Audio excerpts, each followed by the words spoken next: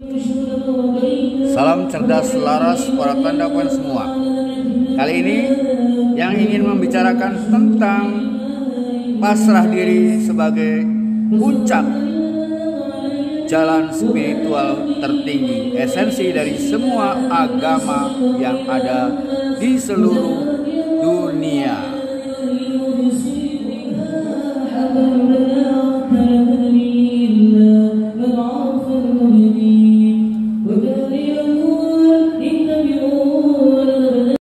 Salam cerdas selaras pada tandapan semuanya. Malam ini kita berjumpa kembali dalam forum yang seperti biasa yang kita sebut sebagai sambang, sambung, sumbang. Sambang sukma, sambung rasa, sumbang raga. Mungkin kali ini kita sedikit membicarakan tentang yang kebetulan kita kedatangan salah satu saudara kita Tandavan dari Jawa Barat, yaitu Mas Rizky, yang kebetulan kesini dalam rangka untuk membenahi kain kafannya.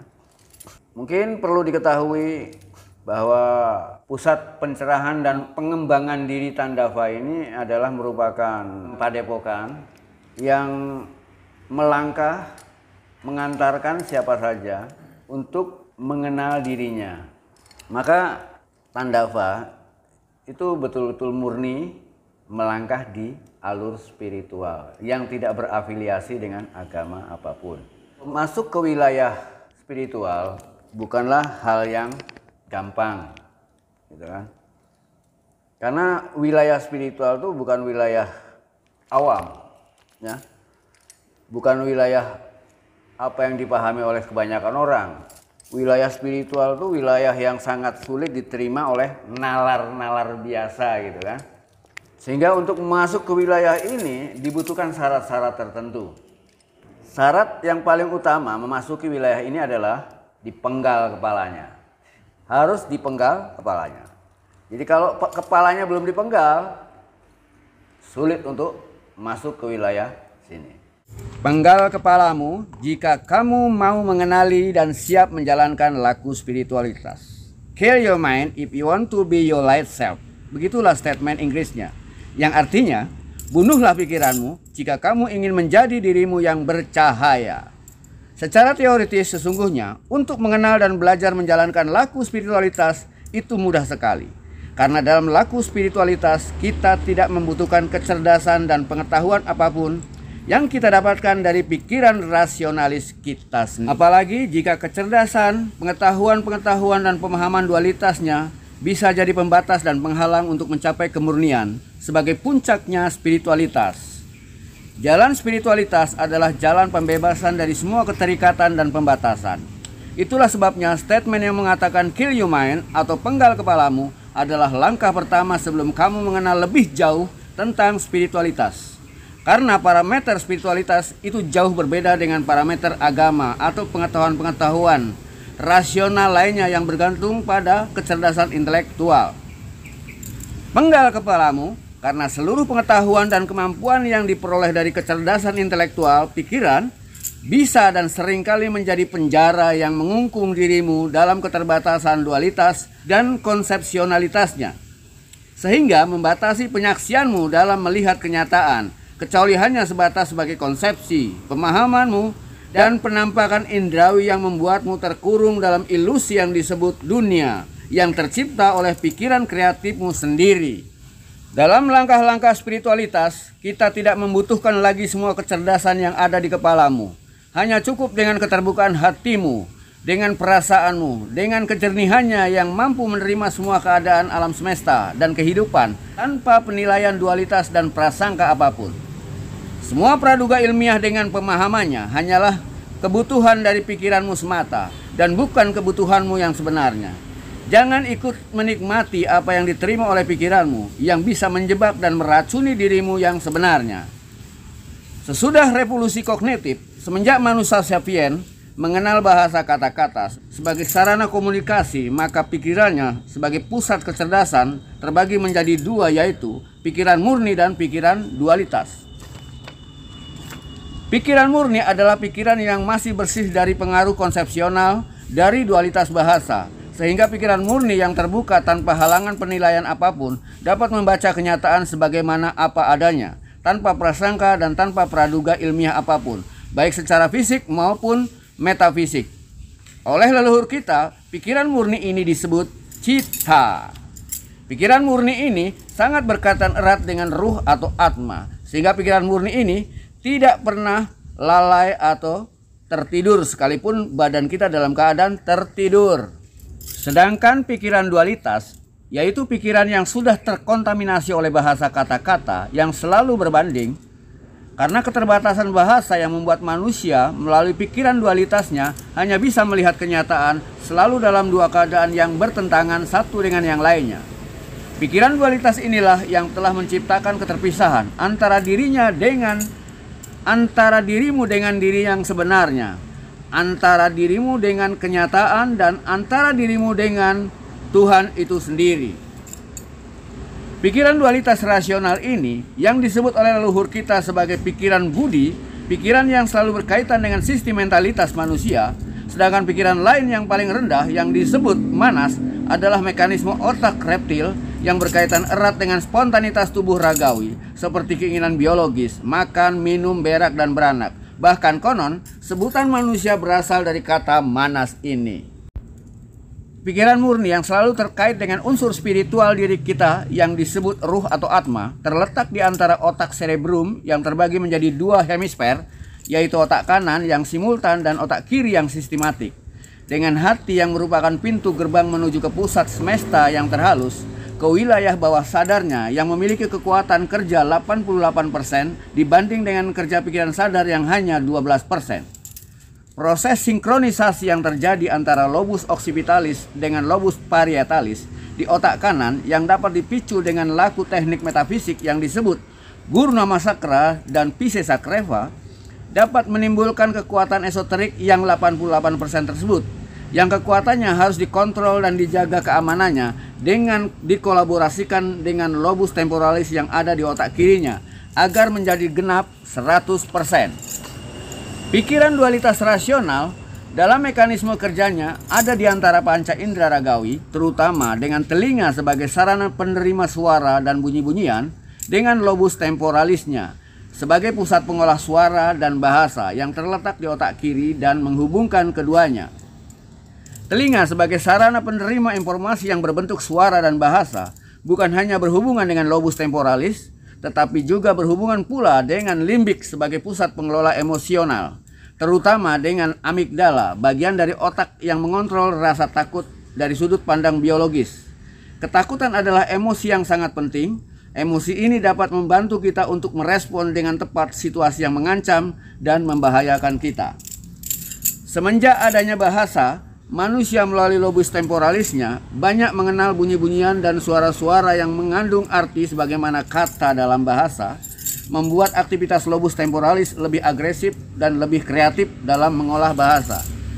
Dengan adanya bahasa, manusia mampu menulis dan mengajarkan pengetahuannya kepada manusia lainnya. Namun di sisi lain, bahasa telah menjebak manusia dalam perangkap dualitas dan pemahaman yang terbatas.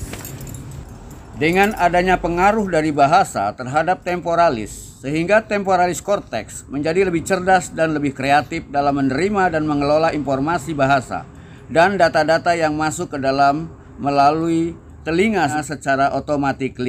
Sehingga efek selanjutnya, informasi yang berbentuk bahasa sangat berpengaruh pada amigdala sebagai sistem yang merespon rasa takut manusia. Sehingga ketakutan manusia semenjak adanya bahasa, ketakutan manusia bisa muncul dari sudut pandang mentalitasnya, bukan hanya sudut pandang biologisnya. Karena limbik korteks sebagai pusat pengelola emosional memiliki hubungan langsung dengan telinga dan lobus temporalisnya. Dengan adanya bahasa, kebutuhan-kebutuhan primordialisme dan keinginan-keinginan dualisme yang ada di dalam pikiran manusia menjadi semakin jelas terkonsepsi dan tersusun dalam gagasan-gagasan dan dalam penilaian-penilaian yang bertentangan antara satu gagasan dengan gagasan yang lainnya, terutama dalam pikiran rasional subjektif masing-masing individu yang tidak eksis di dalam kenyataan yang sebenarnya. Dalam pikiran dualitas, yang satu ingin menarik yang disenanginya dan yang lain ingin menolak apa yang dibenci atau yang ditakutinya. Ketakutan dan keinginan inilah yang membuat manusia selalu gelisah dan terombang-ambing di antara kehidupan masa lalunya dengan kehidupan di masa depannya, sehingga tak pernah hadir di dalam kesekarangannya. Manusia menjadi terpisah dengan dirinya sendiri yang sebenarnya, dengan Tuhannya atau dengan kenyataan itu sendiri. Pikiran murni yang pertama kita sebut sebagai pikiran bawah sadar yang mekanisme kerjanya irasional metaempirik. Dan pikiran dualitas yang kedua kita sebut sebagai pikiran sadar yang rasional empirik. Mekanisme kerja yang berbeda, baik teknis maupun sumber asal yang menjadi pijakan kerjanya yang membuat dua pikiran ini berbeda. Pikiran murni atau bawah sadar ini selalu sadar dalam dan terbuka baik dalam tubuh yang terbangun maupun dalam tubuh yang tertidur. Karena berkat hubungannya dengan pusat kehidupannya yang disebut ruh atau sukma, membuat pikiran bawah sadar selalu terjaga sekalipun badan sedang tertidur atau tidak sadar. Pikiran bawah sadar atau pikiran murni tidak mengenal adanya dualisme bahasa. Pikiran murni memiliki hubungan langsung dengan pusat semesta yang terhalus jika tidak terganggu oleh aktivitas dan keyakinan yang terbentuk oleh pikiran sadar. Sedangkan pikiran sadar rasional, cara kerjanya selalu tergantung pada sistem nilai yang terbentuk oleh ketentuan-ketentuan yang ada di dalam sistem keyakinannya, di mana keyakinannya tersusun dari pengetahuan-pengetahuan dan pemahaman-pemahaman yang dianggapnya benar dan diyakini sebagai suatu kebenaran, dualitas semata, yang tingkat kebenarannya selalu tergantung kepada perbandingan dan pertentangan. Artinya, kebenaran dualitas tidak bisa berdiri sendiri, selalu tergantung pada adanya lawan.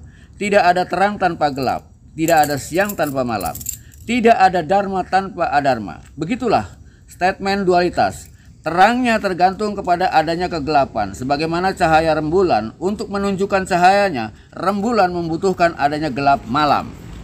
Tanpa kegelapan malam, cahaya rembulan tidak akan menampakkan dirinya. Seperti itulah dalam mekanisme kerja pikiran sadar rasional, hanya ada dua jalan atau dua pilihan, hidup atau mati, gelap atau terang, baik atau buruk. Di dalam pikiran rasional yang dualitas, baik atau buruk, berkah atau musibah, surga atau neraka, secara substansial meta-ontologis tidak ada perbedaannya.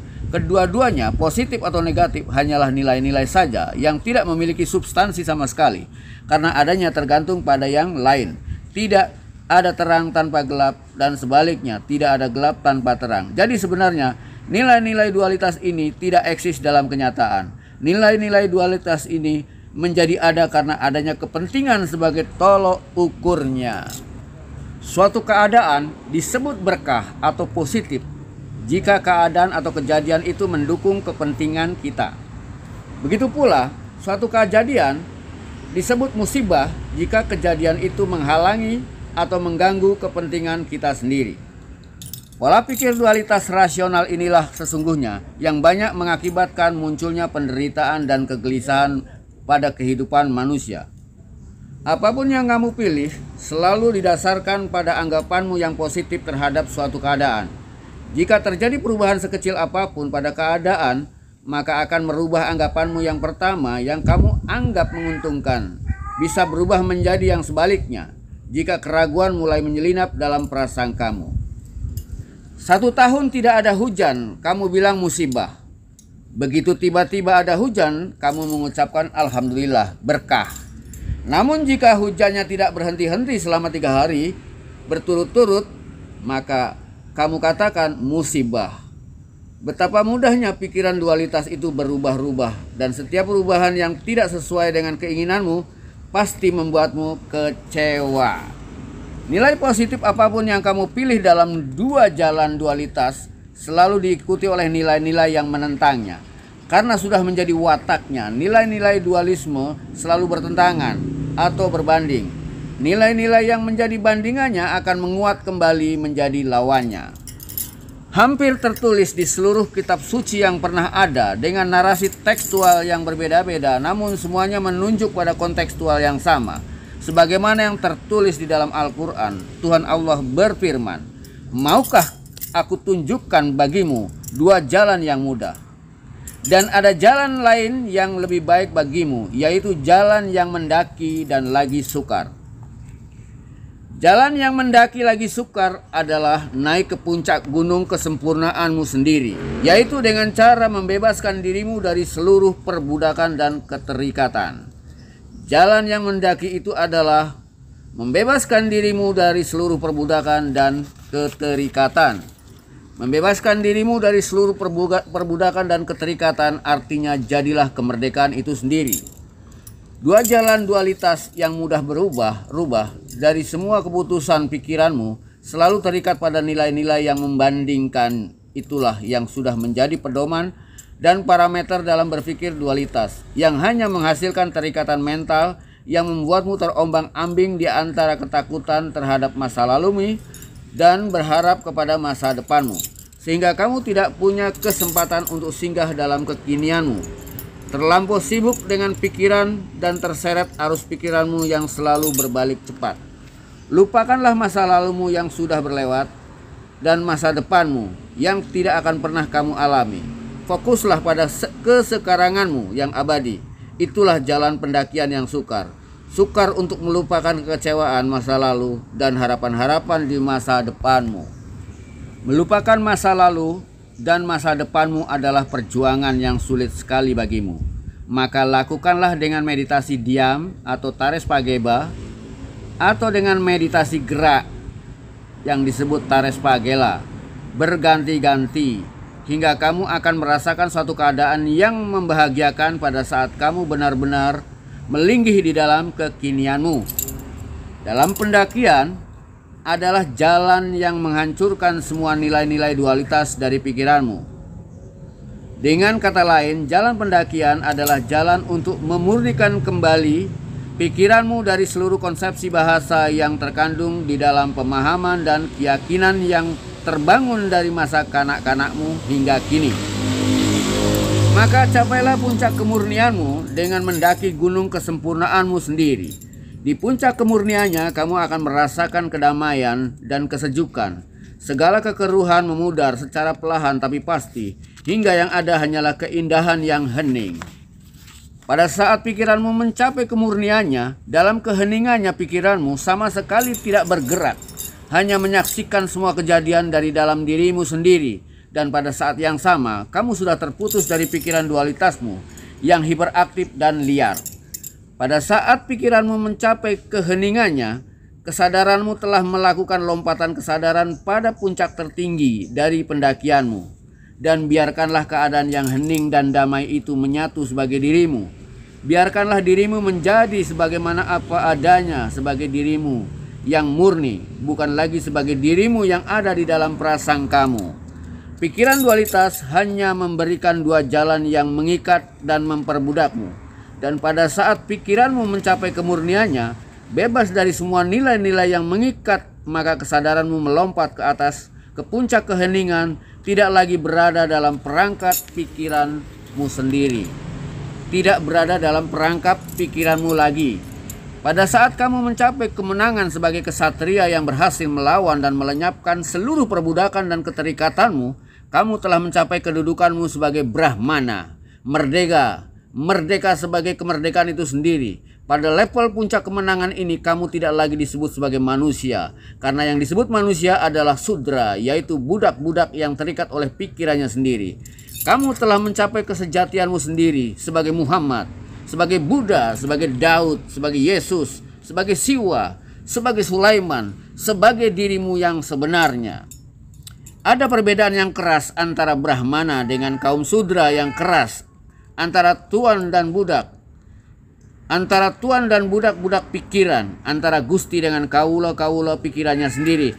Karena masih banyak kaula-kaula yang masih ngawulo pada pikirannya sendiri dan bukan ngawulo kepada Gusti yang sebenarnya, yang seharusnya kaula mengabdi pada Gusti yang sebenarnya.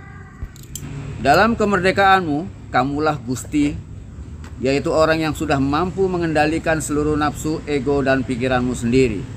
Pikiranmu, egomu, dan seluruh nafsumu siap mengabdi padamu dan mengikuti setiap perintahmu sebagai sang master. Sebagai Gusti, kamu akan menghadapi dua macam kawulo yang masih sulit dibedakan dari kedua-duanya, karena kedua-duanya masih menjadi budak dari pikirannya sendiri. Hanya perbedaannya, kawula yang satu sudah menyadari bahwa dirinya sedang diperbudak dan ingin melepaskan diri dari perbudakan dan keterikatan. Mereka inilah yang kelak akan menjadi murid-murid yang patuh dan setia pada mursyid yang tepat. Inilah yang disebut kaum Waisa. Sedangkan kawula-kawula yang lain adalah kawula-kawula yang belum menyadari bahwa dirinya sebagai budak. Mereka inilah kaum Sudra sejati, budak-budak yang benar-benar keras kepala. Masih banyak budak-budak Sudra yang masih mengabdi dan terikat oleh pikiran dan keyakinannya sendiri, yang belum bisa menerima orang-orang yang mencapai kemerdekaannya. Karena tidak ada gagasan sedikit pun dalam pikiran kaum budak, ada manusia bebas dari hukum dan peraturan yang mengikatnya. Menurut parameternya, manusia harus patuh dan terikat pada hukum. Inilah perbedaan keras yang tidak akan dipahami oleh budak-budak sejati, bahwa kaum yang telah mencapai kemerdekaannya tidak lagi terikat oleh hukum-hukum produk dari pikirannya sendiri, tetapi ia tetap terikat dan pasrahkan diri pada hukum-hukum kenyataan yang sebenarnya. Inilah lelaku Islam yang sebenarnya, yaitu pasrah diri pada kenyataan Sang Laha yang sebenarnya, agar tercapai moksa atau merdeka yang sebenarnya. Tidak sedikit budak-budak pikiran dalam kehidupan sosial ini yang secara kebetulan memiliki dan menguasai kedudukan penting dalam jabatan sosialnya, sehingga kekuasaannya bisa menjadi sandungan buat orang-orang yang merdeka. Sejarah telah membuktikannya. Berapa banyak orang-orang yang mencapai kemerdekaannya selalu menjadi korban sia-sia kebodohan dan keangkuhan dari para budak-budak pikiran. Melalui kedudukan dan kekuasaannya sebagai petinggi agama atau negara, menekan dan membantai mereka yang merdeka. Inilah kebodohan dan keangkuhan, merasa benar sendiri, namun sesungguhnya mereka buta, tidak tahu apapun, baik tentang dirinya sendiri, apalagi tentang yang lain, tentang kenyataan atau tentang Tuhan itu sendiri. Mencapai moksa, menjadi jiwa-jiwa yang merdeka, yang bebas dari seluruh keterikatan dan ketidakterikatan, adalah menjadi tujuan setiap perjalanan panjang hidup manusia untuk kembali ke rumah cahayanya. Tidak sedikit di antara mereka yang ingin kembali menggapai kesempurnaannya terjebak dalam pola-pola pikir dualitas yang terbatas akibat terpengaruh adanya konsep ruang dan waktu. Karena keterbatasan dalam menerima kehadiran cahaya matahari, adanya siang dan malam, terang dan gelap, seluruh bentuk dan nilai-nilai dualitas telah meracuni pikiran manusia yang sebenarnya melalui pikiran-pikirannya yang terbatas. Akibat dari adanya bahasa sebagai sarana komunikasi dan pengetahuan dasar manusia telah banyak berpengaruh kepada sistem berpikir manusia terbentuk dalam pola-pola pikir dualisme. Informasi bahasa yang diterima oleh temporal cortex melalui telinganya telah melemahkan fungsi dan potensi korteks-korteks lainnya. Kedua hemisfer cerebral otak manusia, sehingga pola-pola dualisme telah meracuni prefrontal cortex dalam mengelola semua data-data dan informasi yang masuk ke dalam sistemnya. Sehingga manusia melalui pikirannya tidak mampu memahami dan melihat siang tanpa malam, melihat kelahiran tanpa kematian, melihat terang tanpa gelap, melihat kebenaran tanpa kesalahan, melihat dharma tanpa adharma. Seolah kedua-duanya sebagai pasangan yang saling membutuhkan dalam dualitas ajaran agama yang meyakini bahwa tidak ada siang tanpa malam, tidak ada terang tanpa gelap, tidak ada kelahiran tanpa kematian. Itulah sistem keyakinan para penganut agama yang mereka yakini kebenarannya. Seluruh ajaran dualitas, baik itu dalam bentuk ajaran agama, ideologi negara, ataupun dalam bentuk ilmu pengetahuan rasional, seluruhnya bersumber dari pikiran dualitas. Mereka menolak dan tidak percaya jika ada kebenaran sejati tanpa ketidakbenaran. Mereka tidak percaya jika ada kemerdekaan sejati tanpa keterikatan sama sekali. Mereka tidak percaya jika ada cinta sejati tanpa kebencian sama sekali. Merekalah budak-budak yang mabuk agama dan kebenaran. Melalui kekuasaan dan jabatannya membantai mereka yang mampu menemukan kesejatian dan kebenaran absolut yang sebenarnya. Sebagaimana Sokrates Kopernikus, Galileo Galilei adalah contoh-contoh korban sia-sia dari kedunguan dan keangkuhan para petinggi agama dan penguasa negara yang merasa dirinya benar. Yang merasa benar sendiri dan merasa memiliki otoritas untuk menentukan benar atau salah sesuatu. Ibnu Arabi, Al-Hallaj, Syekh Siti Jenar, atau kaum Mu'tazilah adalah korban-korban selanjutnya dari keangkuhan dan kebodohan para petinggi agama yang culas dan fanatik terhadap kebenaran pemahaman dan sistem keyakinan subjektifnya sendiri. Pikiran dualitas telah mempengaruhi pengetahuan-pengetahuan lainnya dalam ilmu budaya, ilmu sosial, dan politik. Dan pengaruh terkuat ada pada pikiran para penganut agama. Inilah akibat beragama tanpa akal dan ilmu pengetahuan. Hanya akan melahirkan radikalisme dalam berpikir maupun dalam bertindak. Fanatisme yang membabi buta dari zaman ke zaman. Para budak-budak pikiran yang mabuk agama dan kebenaran. Sudah saatnya mereka saat ini untuk membuka mata pikiran dan hatinya